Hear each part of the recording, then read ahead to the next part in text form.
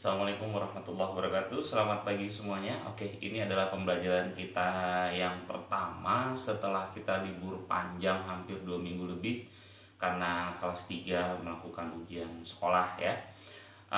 Untuk pembahasan kali ini adalah pembahasan bab yang kemungkinan bab yang terakhir di semester ini. Ini berkaitan dengan bab makan memakan ya. Jadi bahasanya mudahnya itu makan memakan. Kalau bahasa yang bagus dan ilmiah di dalam buku adalah makanan Nusantara dan gizi di dalam kandungannya, itu bahasanya ya. Oke, nah, sekarang saya memberi judul dengan konsep yang sangat mudah, yaitu 4 sehat 5 disempurnakan. Maksudnya gini, di dalam pembelajaran kali ini saya akan bercerita walaupun nggak terlalu ahli ya di dalam bidang ini, dimana di dalam kita memakan atau kita makan ya, kita dituntut untuk 4 sehat 5 sempurna. Nah, jadi 5 sempurna itu artinya setelah makan 4 yang awal, maka kita akan makan yang terakhir, yaitu yang menyempurnakannya ya, disebut biasanya susu ya yang menyempurnakannya. Nah, di dalam ini makanan ini sebenarnya kalau mau kita makan 4 sehat 5 sempurna sepertinya harganya mahal katanya ya, karena susu harganya mahal. Sebenarnya yang penting ya, waktu kita makan kita tidak harus mirip seperti di dalam pelajaran. Jadi harus ada ikan sebagai lauk, harus ada tempe misalnya, tahu misalnya, sayur misalnya, kemudian minumnya air putih dan susu setiap makan harus seperti itu. Tidak harus seperti itu. Yang penting di dalam kita makan itu mengandung zat-zat yang diperlukan tubuh, itu yang penting ya. Misal nih, waktu kamu makan, di dalam makanan kamu tuh sudah ada zat-zat karbohidratnya, sudah ada proteinnya, sudah ada kalsium, fosfor, vitamin dan seterusnya, di situ sudah ada terkandung semua di dalam makanan-makanan tadi. Nah, itu bisa disebut sebagai 4 sehat 5 sempurna ya. 4 sehat dulu sebelum 5 sempurnanya ya. Oke. Jadi tidak harus ya mewah-mewah ya. Nah, sekarang apakah dalam makanan itu mengandung zat-zat yang diperlukan tadi? Ya, tentu ya. Contoh nih, misalnya kamu makan apa ya? Misalnya pasti orang Indonesia sukanya makan nasi ya. Biasanya ada ungkapan, kita makan mie goreng, kita makan mie kuah, kue tiaw. Itu kalau belum makan nasi itu artinya belum makan. Itu orang Indonesia ya. Jadi gempa kayaknya ya. Nah, itu sebabnya makanya kita ungkap yang pertama, kita ungkap dulu nasi. Pasti makan nasi ya. Nasi itu yang pasti mengandung karbohidrat, itu pasti. Tapi yang harus saya ingatkan bahwa di dalam nasi itu paling banyak mengandung kalori. Biasanya para ahli, para ilmuwan itu menghitung setiap kandungan gizi dalam makanan, dihitung dalam setiap 100 gram. Jadi dalam setiap 100 gram makanan tuh dihitung mengandung berapa. Nah, kalau kita kan nggak mungkin ya setiap kali makan menghitung 100 gram itu mengandung ini, terus kita ngitung lagi 100 gram, capek kan. Setiap kali mau makan ngitung 100 gram dulu, enggak. Ini cuma para ahli membuat skala aja. Nah, kita waktu makan kita ngira-ngira ya, nggak usah bawa timbangan. Jadi para ahli mengira-ngira atau membuat satuan ya, dalam setiap 100 gram itu biasanya nasi itu mengandung berapa karbohidrat, berapa kalori. Menurut catatan saya yang saya pernah belajar ya, kalori di dalam 1 gram nasi itu mengandung sekitar 242 kilokalori. Kalori itu artinya zat pembakar di dalam tubuh. Jadi kalau misalnya kamu nggak makan nasi, pokoknya yang tidak mengandung kalori, biasanya kita badannya lemes ya. Misalnya nggak makan roti, roti itu mengandung kalori juga, kita nggak makan, ada tepungnya di dalam situ. Kita nggak makan jagung mengandung kalori tapi rendah. Kita nggak makan kentang itu ada kalorinya juga tapi rendah lagi. Kita tidak makan nasi. Nah, kalau nasi ini banyak mengandung kalori dan ada karbohidratnya.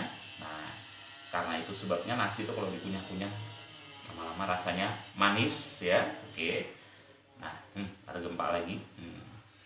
Itu sebabnya makanya nasi mengandung kalori sebanyak 242 kilokalori setiap 100 gram. Nah, karbohidratnya mengandung berapa?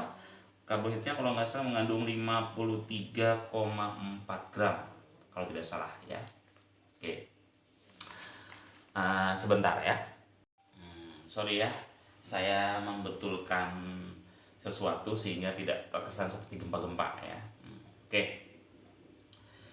Apakah di dalam nasi tidak ada selain cuma karbohidrat atau kalori? Enggak, di dalam nasi juga ada lemak, dalam nasi juga ada serat, di dalam nasi juga ada gula, ada protein, tapi jumlahnya nggak banyak. Karena jumlahnya nggak banyak, makanya kalau kalian yang diet sebaiknya makan nasi dikurangi ya. Oke, dan harus diingat jenis nasi itu bentuknya macam-macam. Kalau kamu makan lontong, kamu makan ketupat, kamu makan buras ya, itu adalah jenis nasi juga sebetulnya, cuma dalam bentuk yang berbeda karena pada dasarnya mereka bahan baku dasarnya adalah nasi ya. Kalau nggak percaya silahkan beli lontong, beli ketupat, beli buras maksudnya. Nah, itu bahan bakunya semuanya adalah nasi yang dimakan dengan lauk-lauk yang berbeda, tapi intinya tetap nasi yang mengandung karbohidrat dan kalori yang tinggi. Oke. Berikutnya kamu juga di dalam makan harus ada protein, harus ada kolesterolnya, bukan kolesterol, harus ada lemaknya, harus ada natriumnya, harus ada kalsiumnya.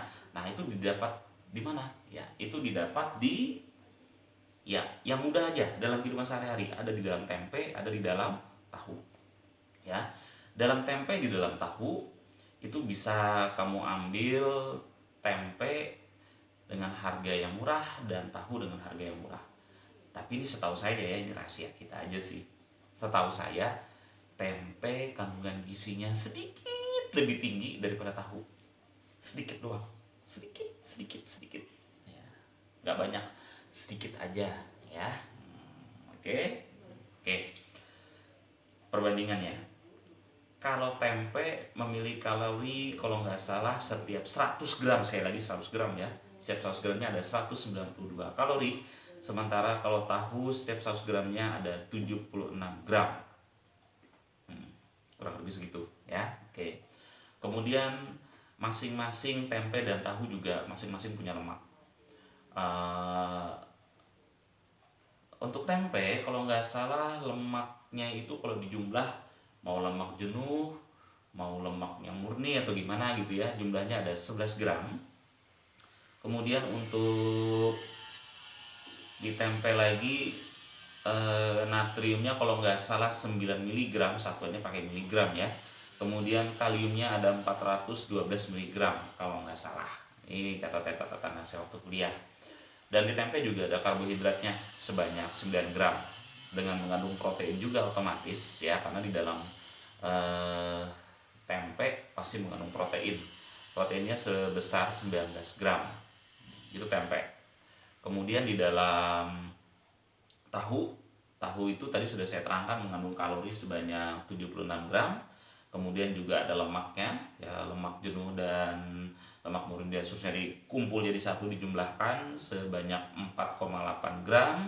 Kemudian dia mengandung protein 8 gram, kemudian ada karbohidratnya 1,9 gram, kalsiumnya 12, ada yang kalau nggak salah 120 sekitar 121 mg kalau nggak salah ya. Kemudian natriumnya ada sekitar 7 mg. Nah, jadi di dalam tahu dan di dalam tempe di situ sudah memenuhi konsep 4 sehat 5 sempurna ya. Ada proteinnya, ada lemaknya, ada karbohidratnya, kemudian ada kalorinya juga. Nah, ingat ya, kalori sudah ada di dalam tempe dan tahu. Baru kamu makan nasi lagi, berarti kalorinya banyak. Nah, jadi kalau mau diet kurangi kalorinya. Oke. Nah, kemudian ada lagi di dalam susu. Nah, susu ini yang disebut dengan istilah pelengkapnya ya. Makanya karena pelengkap menjadilah sempurna oleh susu. Di dalam susu mengandung apa aja? Di dalam susu mengandung protein sebanyak 7,5 sampai 7,5 sampai dengan 8 gram. Jadi di dalam susu ada protein 7,5 sampai 8 gram ya. Kemudian di dalam susu juga waktu saya kuliah tuh saya pernah belajar susu itu memiliki dua jenis protein. Ada yang disebut dengan protein kasein, ada yang disebut dengan protein nyebutnya whey, whey ya. Mudahan saya nggak salah disebut nih ya. Protein kasein itu kalau nggak salah dia berfungsi untuk mengontrol tekanan darah. Jadi kalau misalnya kamu sering-sering minum susu, bisa jadi tekanan darah kamu normal karena dia mengandung protein kasein ya, yang saya pernah belajar seperti itu. Dan saya pernah membuktikan kalau misalnya saya kurang tidur atau gimana, biasanya saya biasa beli susu ya, itu susu bubuk atau apa yang pasti gak usah banyak-banyak, secukupnya aja. Biasanya agak lumayan rasa badan saya, kemudian tambah tidur. Tapi susu mahal ya.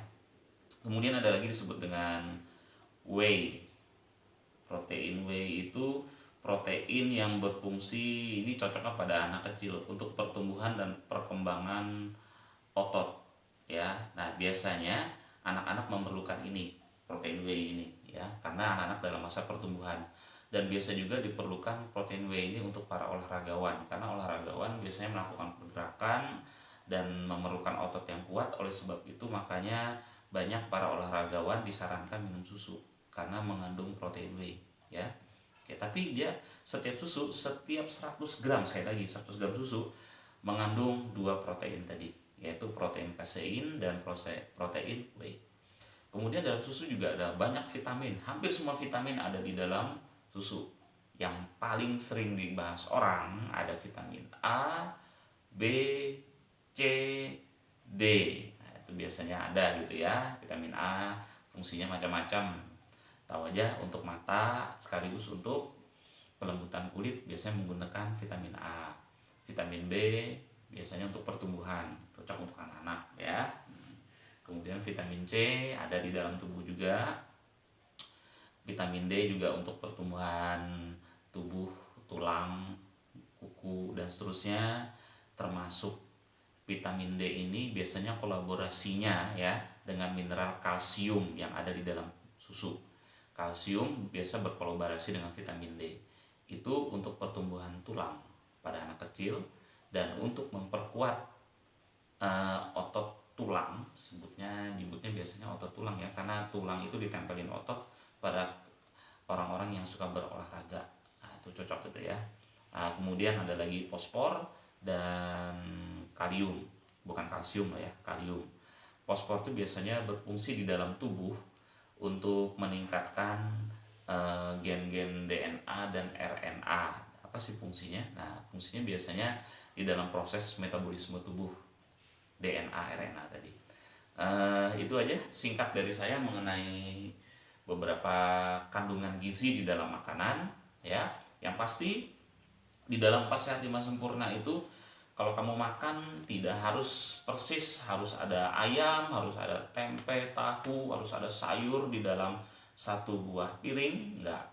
Yang penting di dalam kamu makan, yang kamu makan itu ada mengandung protein, ada mengandung karbohidrat, ada mengandung vitamin, ada mengandung zat-zat mineral, dan ada mengandung zat-zat penting lain, mineral-mineral lain yang diperlukan oleh tubuh, yang biasanya orang sebut sebagai susu sebagai pelengkap ya. Jadi tidak harus ada lauk-lauk yang enak-enak, yang penting dalam makanan tadi ada zat-zat yang saya sebutkan tadi.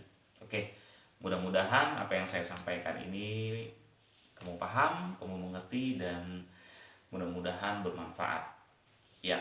Itu saja dari saya untuk pembelajaran hari ini. Mudah-mudahan minggu depan kita bisa bertemu lagi ya, mudah-mudahan ya. Oke, jangan lupa di bagian akhir absen seperti biasa di komentar ya, nama, spasi, kelas ya. Kalau absen kamu nggak kebaca, kamu nggak bisa absen, kamu teruskan aja komen. Kalau nggak bisa juga minta bantuan teman. Ya, yang penting kamu hadir. Jangan membohongi diri sendiri. Kalaupun saya tidak tahu kamu bohongin, ya. Oke. Begitu saja dari saya. Selamat pagi semuanya. Mudah-mudahan kamu sehat. Jaga kondisi. Jangan lupa sebentar lagi dekat semesteran, ya. Assalamualaikum warahmatullahi wabarakatuh. Allah